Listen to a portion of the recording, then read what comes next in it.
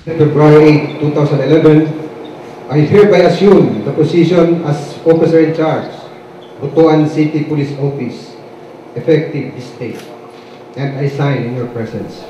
Human sa 7 ka bulan nga pagdumala ni Senior Superintendent Benson Leleng sa Butuan City Police Office kun BCPO, formal lang gitunol ang katungdanan kang Senior Superintendent Jose Carillo isip bag-ong OIC City Director sa BCPO. Pagbatok sa krimen ang nagunang tutukan ni ini. We will strengthen preventive patrols as a deterrent to crimes.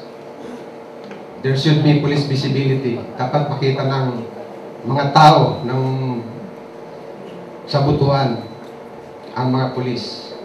The mere sight of policemen on the streets will deter would-be criminals the opportunity to commit a crime.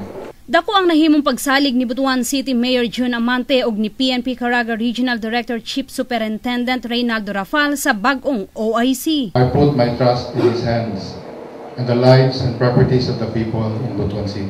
And I believe he, with his experience also, being assigned in Camp Crame at saka sa iba pang assignment niya earlier, he can bring that experience dito sa Butuan City, especially pagdating sa crime suppression, crime control. Buto sad ni Colonel Carillo nga mapalambo ang mga programa alang sa komunidad, nagpasalig man og seguridad alang sa mga residente sa Dakbayan apan gipangayo ni ini ang suporta sa mga ginsakupan.